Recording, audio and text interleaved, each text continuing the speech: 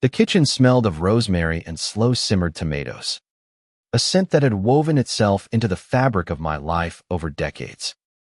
At 70, I'd spent more years cooking for my family than I hadn't. Each dish a small act of love, a tether to memories of laughter and shared stories around the oak table. Tonight was supposed to be special family dinner to welcome my sister Clara's new boyfriend, Ethan, into the fold. Clara, 65 and still radiant with her infectious optimism, had been gushing about him for weeks. "He's different, Eleanor," she'd said, her voice bright over the phone. "He's got this energy, this passion. You'll love him." I wasn't so sure. Passion could mean many things, and at my age, I'd learned to trust my instincts over promises. Still, I wanted to believe her. Clara deserved happiness after years of nursing her late husband through illness, and I'd do anything to see her smile again. So I'd spent the day preparing my signature lasagna, the one our mother taught me, layering it with care, rich bechamel, tangy marinara, and a sprinkle of fresh basil from the garden. The dish itself, a heavy ceramic heirloom passed down from our grandmother, carried as much history as the recipe. It was more than a meal, it was a piece of us. As the oven hummed, I set the table, smoothing the linen cloth and arranging the silverware with precision. My daughter, Sarah, arrived first. Her husband, Tom, trailing behind with their 2 kids, who barreled into my arms. "Grandma, it smells so good," little Mia squealed, her pigtails bouncing. I hugged her tightly, savoring the warmth of her small body against mine. Sarah caught my eye, her smile soft but tinged with something else, worry. "Maybe. You okay, Mom?" she asked, brushing a strand of silver hair from my face. "I'm fine," I said, waving her off. "Just want a night to go well for Clara." But the truth was, I felt a knot in my chest, a premonition I couldn't shake. I'd met men like Ethan before, men who needed to prove something, who filled a room with their presence but left little space for anyone else. Clara and Ethan arrived at 6 sharp, the doorbell chiming through the house. Clara swept in, her floral scarf fluttering as she hugged me. "Eleanor, this is him," she said, her eyes sparkling as she gestured to the man behind her. Ethan was younger than I'd expected, mid-40s, with sharp features and a confident grin that didn't quite reach his eyes. He wore a leather jacket despite the warm evening, and his handshake was firm, almost challenging. "Heard a lot about your cooking," he said, his tone light, but with an edge I couldn't place. "Hope it lives up to the hype." I smiled politely, ignoring the prickle at the back of my neck. "I hope so too," I replied, guiding them to the dining room. The kids were already chattering, and Tom was pouring wine, the room alive with the familiar hum of family. But Ethan's presence felt like a discord in the melody. He sat at the head of the table, me usual spot, I noted with a twinge, and launched into a story about his latest business venture, his voice loud enough to drown out Mia's giggles. As I brought out the lasagna, still bubbling from the oven, the room fell quiet for a moment. The dish gleamed under the chandelier's light, its golden crust a testament to hours of care. "This," I said, setting it down, "has been in our family for generations. It's more than food, it's a story." I caught Clara's eye, and she smiled, her hand resting on Ethan's arm. Ethan leaned forward, inspecting the dish with a raised eyebrow. "Looks heavy," he said, tapping the ceramic edge with his fork. "Bet it's a pain to clean." The comment landed awkwardly, and Sarah shot me a glance, but I kept my smile steady. "It's worth it," I said simply, slicing into the lasagna and serving each plate. Dinner began smoothly enough, though Ethan dominated the conversation, steering it toward his opinions on everything from politics to modern cooking trends. You know, Eleanor, he said between bites. This is good, but it's a bit old school, don't you think? All that cream and cheese. People these days want lighter, cleaner flavors. His tone was casual, but his eyes locked onto mine, testing me. I took a sip of wine, steadying myself. Some things don't need changing, I said. They're good because they've lasted. Clara laughed nervously, nudging him. Oh, Ethan, stop. Eleanor's lasagna is legendary. But he didn't stop. He leaned back, smirking. I'm just saying, tradition's fine, but it can hold you back. Like this dish, he tapped the ceramic again. Harder this time, it's practically a museum piece. Ever think about upgrading? The room tensed. Tom cleared his throat, and Sarah reached for my hand under the table. But I didn't need her pity. I'd faced worse than a smug man trying to make a point. This dish, I said evenly, has held more love than you could imagine. It's not about keeping you, it's about holding on to what matters. Ethan's smirk faltered, but only for a moment. Then he laughed, a sharp sound that cut through the room. Love. Huh. That's sweet. But let's be real, sometimes you gotta break things to move forward. Before I could respond, he stood, picked up the ceramic dish still half full of lasagna and raised it above his head. Like this, he said, and let it fall. The crash was deafening. Shards of ceramic scattered across the floor, sauce splattering like blood. Mia gasped, and Clara froze, her hand over her mouth. I stood, my heart pounding, staring at the ruins of my grandmother's dish, the meal I'd poured my heart into. Ethan crossed his arms, looking satisfied. See, sometimes you gotta let go of the old to make room for the new. The room was silent, save for the soft clink of a shard settling. Sarah's grip on my hand tightened, and Tom stood, his face red. What the hell? Ethan? He snapped. But Clara cut in, her voice shaky. Eleanor, he didn't mean it. He's just passionate. Let's all stay calm. Stay calm. The words hit me like a slap. My family-owned sister wanted me to swallow this, to let this man's arrogance slide. I looked at the broken dish, at the pieces of my history scattered on the floor, and something inside me shifted. This wasn't just about a dish. It was about respect, about love, about everything I'd spent my life building. And I wasn't going to stay calm. The silence in the dining room was thick, heavy with the weight of what had just happened. My eyes stayed fixed on the shattered remains of the ceramic dish, each jagged piece a reminder of the history it held, our grandmother's hands shaping it, our mother's laughter as she served her first meal in it, my own quiet moments teaching Sarah how to layer the lasagna just right. Now, it was nothing but a mess on the floor, and Ethan stood there, arms crossed, his smirk daring me to react.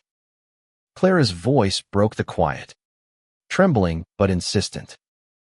Eleanor, please. He didn't mean to upset you. Ethan's just expressive. Expressive. The word grated against my skin. I could feel Sarah's hand still clutching mine, her breath shallow, waiting for me to respond. Tom was pacing now, muttering under his breath, while Mia and her brother, Jack, stared wide-eyed from their seats. The air felt charged, like the moment before a storm breaks. I straightened, my 70 years weighing on me not as frailty, but as resolve. Expressive. I repeated, my voice low but steady. Clara, that dish was older than both of us. It was Mom's, Grandma's. It was ours. And he, I pointed at Ethan, who didn't flinch, destroyed it to prove a point. What point? Exactly. Ethan shrugged, unfazed. The point is, Eleanor, You're clinging to the past. That dish.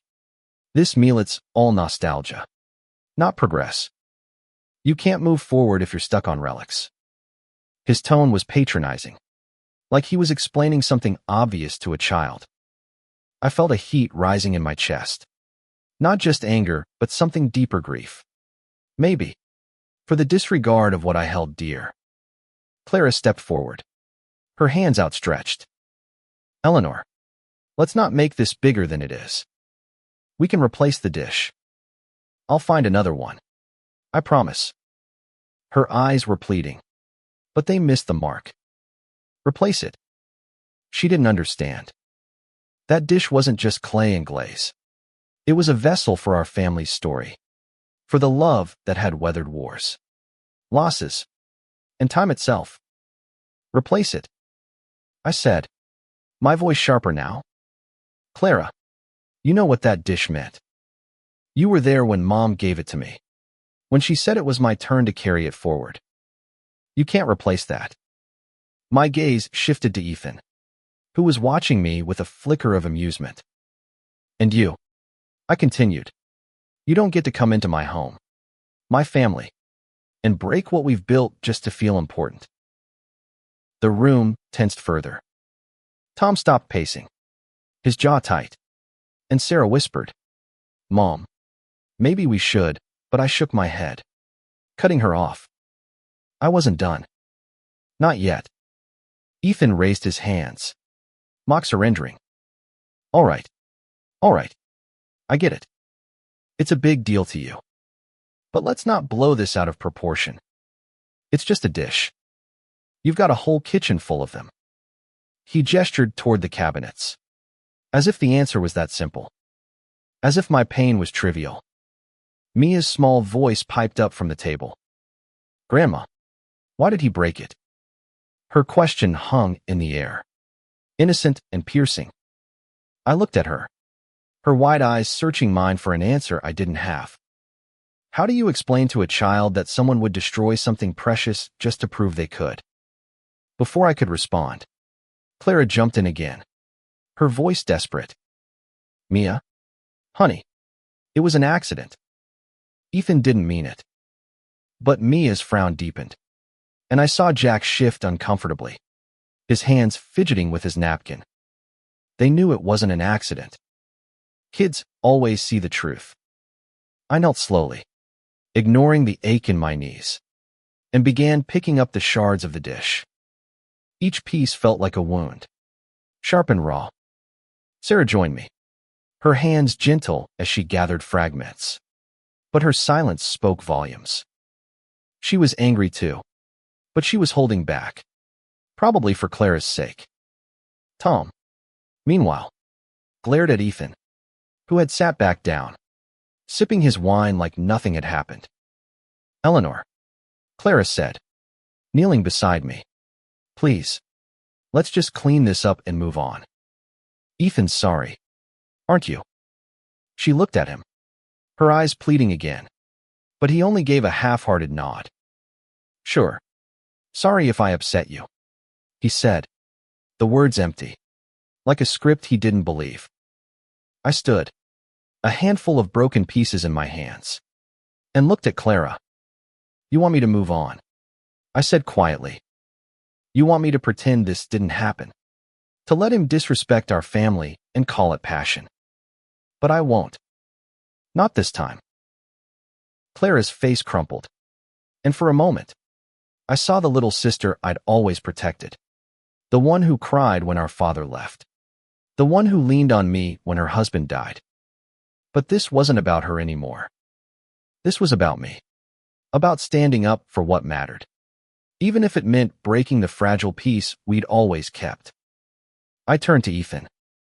You don't belong at this table, I said, my voice calm but unyielding. Not tonight. Not until you understand what you've done. The words felt like a release, like I'd been holding them in for years, not just minutes. Ethan's smirk vanished, replaced by a flash of anger. But I didn't care. I was done staying calm.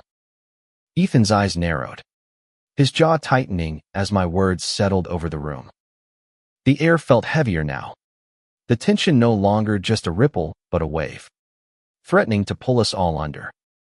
Clara's hand flew to her chest, her voice cracking. Eleanor, you can't mean that. He's my guest. He's important to me. Her plea was raw, but it didn't sway me.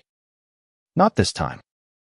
I set the broken shards on the table, each one a testament to what had been lost, not just the dish, but the respect I'd expected in my own home.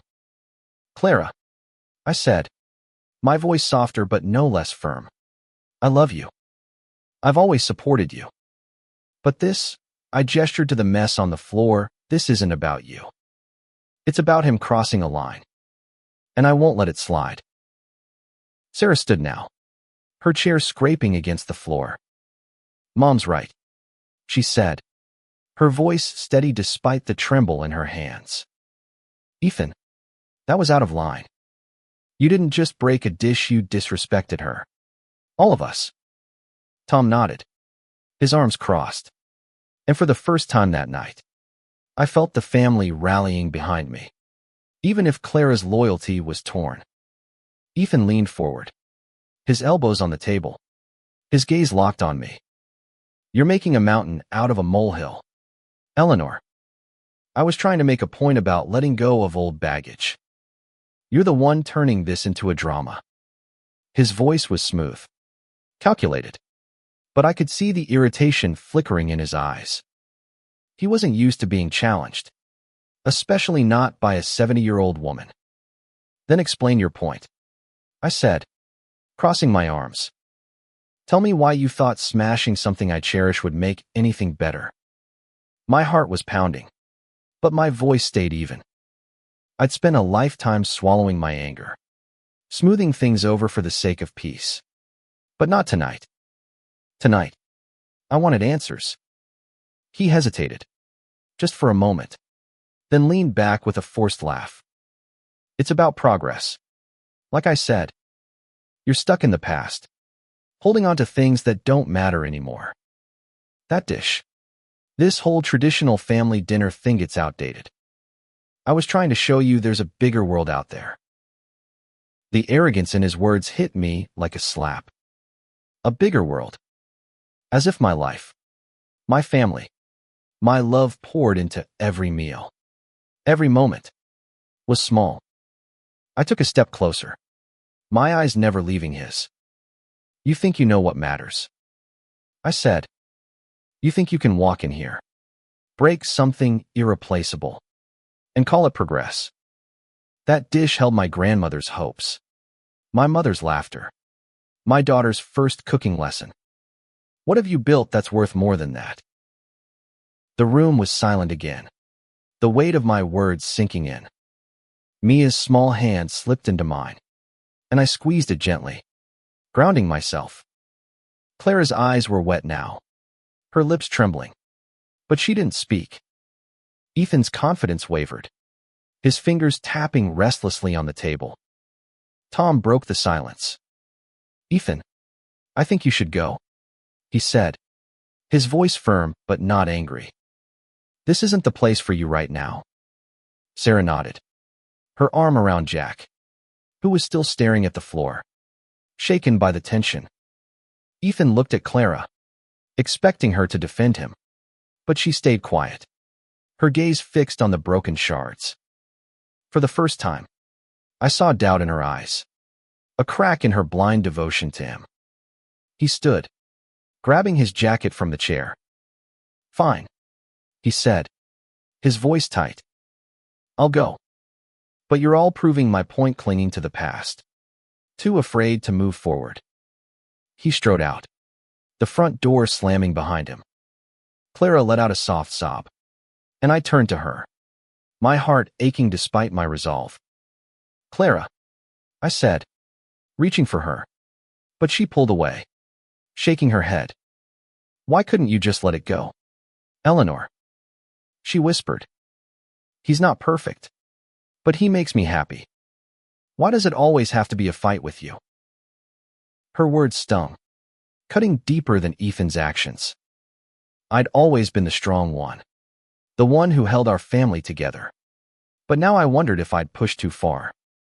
I'm not fighting for the sake of fighting, I said. I'm fighting for us, for what we've built. If you can't see that, Clara, then maybe you're the one who's lost something. She didn't respond, just grabbed her purse and followed Ethan out the door. The silence that followed was heavier than before, filled with the echoes of her departure. Sarah knelt beside me, helping me gather the remaining pieces of the dish. You did the right thing, Mom, she said softly. She'll see it eventually. I wanted to believe her, but as I looked at the broken ceramic in my hands, I felt the weight of what I'd lost, not just the dish, but the fragile bond with my sister. The night was far from over, and I knew the hardest part was yet to come. The house felt emptier after Clara left, the warmth of the evening replaced by a chill that had nothing to do with the open window. Sarah and Tom stayed to help clean up, their movements quiet but deliberate, as if trying to piece together more than just the mess on the floor. Mia and Jack sat on the couch, whispering to each other, their small faces still marked by confusion. I wanted to comfort them, to tell them everything would be okay, but the words felt hollow in my throat. How could I promise that when my own heart was reeling? I carried the broken shards to the kitchen, setting them carefully on the counter. Each piece was a fragment of memory: Thanksgiving dinners, birthday celebrations, quiet nights when it was just me and Clara, laughing over wine and stories of our youth. Now, those memories felt tainted, overshadowed by Ethan's recklessness and Clara's refusal to see it. I ran my fingers over a jagged edge, wondering if anything could be salvaged. Sarah appeared beside me, a damp cloth in her hand. Mom, you don't have to do this alone, she said, her voice gentle. Let me help.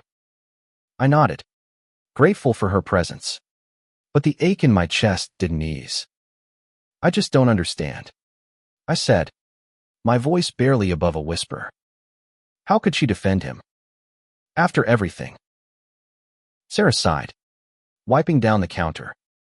Clara's always been hopeful. She sees the best in people, even when it's not there. Ethan's got her wrapped around his finger, but she'll come around. She has to. I wanted to believe her, but doubt gnawed at me. Clara and I had weathered so much together: our parents' divorce, her husband's death, the countless small hurts of life. But this felt different, like a fracture that might not heal. I hope you're right, I said, but the words lacked conviction. Tom joined us, carrying a broom. The kids are okay, he said, glancing toward the living room. They're just shaken up. Mia keeps asking why Aunt Clara left. He paused, his eyes meeting mine. You were right to stand up to him, Eleanor. That guy's trouble. I just wish Clara could see it. I nodded, sweeping the last of the lasagna into a dustpan. I wish she could too. But she's in love, or thinks she is. That makes people blind. I thought of Clara's face as she left, the hurt in her eyes, and my resolve wavered. Had I been too harsh? Should I have stayed calm, like she'd asked? The phone rang, shattering the quiet. Sarah grabbed it, her brow furrowing as she listened. It's Clara, she mouthed, holding the phone out to me. My heart skipped, a mix of hope and dread. I took the phone, my hands trembling slightly. Clara, I said, my voice cautious. Eleanor, I'm sorry, she said, her voice thick with tears. I didn't want things to go like this. Ethan, he's not a bad person. He just gets carried away sometimes. Can we talk? Please. I closed my eyes, the weight of her words pressing against me. Part of me wanted to hang up, to let her feel the sting of her choices. But another part, the part that had always been her big sister, calmed. Come back to the house, I said. We'll talk. She arrived 20 minutes later. Alone. Her eyes were red. Her scarf crumpled in her hands. Sarah and Tom took the kids to the backyard, giving us space. We sat at the kitchen table, the broken shards of the dish still on the counter, a silent witness to our rift. I don't know what to say, Clara began, her voice small. I know Ethan went too far. I know the dish meant everything to you. But he's not like that all the time. Eleanor. He's good to me. He makes me feel alive again. I took a deep breath, choosing my words carefully. Clara, I don't doubt that you care about him. But what he did tonight wasn't about being passionate or expressive. It was about control. He wanted to prove he could take something from us. And you let him. Her face crumpled, and she looked away. I didn't let him, she said, but her voice lacked conviction. I didn't know how to stop him. I thought if I stayed calm, it would all blow over. Staying calm doesn't fix everything, I said. Sometimes, you have to stand up, even if it's messy, even if it hurts. I reached across the table, taking her hand. I'm not trying to push you away, Clara. I just want you to see what I see. You deserve someone who respects you, not someone who breaks things to prove a point. She didn't respond, but her hand squeezed mine, a small gesture that felt like a lifeline. We sat in silence, the weight of the night settling around us.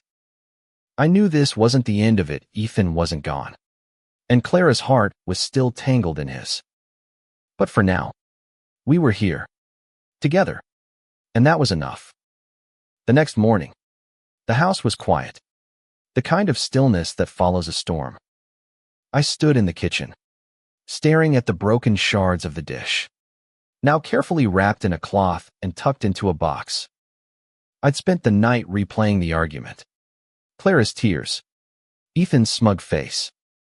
Sleep had been fleeting, my dreams haunted by the sound of ceramic hitting the floor. But in the light of day, I felt a clarity I hadn't the night before. This wasn't just about a dish-hit, it was about standing up for what mattered. About teaching my family, especially Mia and Jack, that love doesn't mean excusing harm. Sarah came over with coffee, her face etched with concern. You okay, Mom? She asked, setting a mug in front of me. I nodded, though my heart was still heavy. I'm fine. Just thinking about Clara. I don't want to lose her over this. You won't, Sarah said, her voice firm. She's your sister. She'll come around. But you were right to call Ethan out. He's not good for her. And deep down, she knows it. She paused, sipping her coffee. What are you going to do about the dish? I glanced at the box. I don't know yet, I admitted. Part of me wants to try fixing it, but I'm not sure it's possible. The words felt like a metaphor for more than just the ceramic. Could Clara and I mend what had been broken? Could we find our way back to the sisters we'd always been? The doorbell rang, and my heart skipped. Clara stood on the porch, her face pale but determined. Can I come in? She asked, her voice barely above a whisper. I stepped aside, and we sat in the living room, the box of broken pieces on the coffee table between us. I've been thinking all night, she said, her hands twisting in her lap. About what you said. About Ethan. About the dish. I'm so sorry, Eleanor. I should have stopped him. I should have seen what he was doing. Her voice broke, and she wiped her eyes. I've been so lonely since Mark died. Ethan made me feel like I could start over. But I see now doesn't respect me. Not really. Her words were a bomb and a wound all at once. I reached for her hand, my throat tight. Clara, you don't have to choose between love and respect. You deserve both. And you're not alone, you have me. Sarah. The kids. We're your family. She nodded, tears streaming down her face. I know. I've always known. I just got lost for a while. She glanced at the box. Can we fix it? The dish. I want to try? I hesitated, then opened the box, spreading the pieces on the table. Some were too small to salvage, but others might fit together with care. We can try, I said. It won't be the same, but it'll be ours. We spent the morning sorting through the fragments, gluing what we could, our hands working in sync like they had when we were girls, building something together. As we worked, Clara told me she'd ended things with Ethan that morning. He didn't take it well, she said, her voice steady despite the pain in her eyes. But I feel free, like I can breathe again. I hugged her, feeling the weight of the past 24 hours lift. Just a little. By noon, the dish was a patchwork of cracks and glue, far from perfect but whole in its own way. It would never hold lasagna again, but it could sit on a shelf, a reminder of what we'd salvaged. Clara smiled, her first real smile since the dinner. It's kind of beautiful, isn't it? She said, tracing a crack with her finger. It is, I agreed, because we made it through. We sat there, the broken dish between us, a symbol of our family's resilience. The road ahead wouldn't be easy. Clara would need time to heal, and I'd need to let go of my anger, but we'd face it together, as we always had. Weeks passed, and the rhythm of life slowly returned. The kitchen smelled of rosemary again, though I hadn't made lasagna since that night. Instead, I baked bread, kneading the dough with a quiet focus that felt like healing. Clara came over often, her laughter filling the house once more, though there was a new weight to it, a wisdom born of loss. She was finding herself again, piece by piece, just as we'd pieced together the broken dish. One evening, Sarah and the kids came for dinner, and Clara joined us. The table was set with a new dish, simple and unassuming, but the food was the same, warm, hearty, made with love. Mia and Jack chattered about school, their voices a reminder of why I'd fought so hard that night. They needed to see that respect wasn't negotiable. That family was worth defending. As we ate, Clara reached for my hand under the table, her grip firm. Thank you, she whispered, her eyes bright, for not letting me stay lost. I squeezed her hand back, my heart full. You're my sister, I said simply. I'll always find you. After dinner, we gathered in the living room, the patched-up dish on display on a shelf. Mia pointed to it, her curiosity as bright as ever. Grandma, why do you keep it if it's broken? She asked. I smiled, pulling her onto my lap. Because sometimes, broken things can still be beautiful, I said. They tell a story about what we've been through, and how we come back together. She nodded, her small hand tracing the cracks, and I knew she understood, in her own way. Later, as I cleaned the kitchen, I thought about Ethan. He'd faded from our lives, a brief storm that left scars but didn't break us. Clara was stronger now, her heart open but cautious, and I was proud of her, proud of us. The dish, the dinner, the fight, it had all been a test, not just of our family, but of me. At 70, I'd learned I wasn't too old to stand my ground, to demand respect, to fight for what mattered.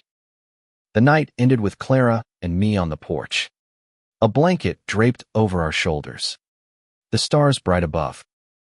We're okay, aren't we? She asked, her voice soft. We're more than okay, I said, leaning against her. We're us. And as the crickets sang, I knew that was enough. The dish was broken, but our family wasn't. We'd carry on, cracked but whole, bound by love and the courage to keep going.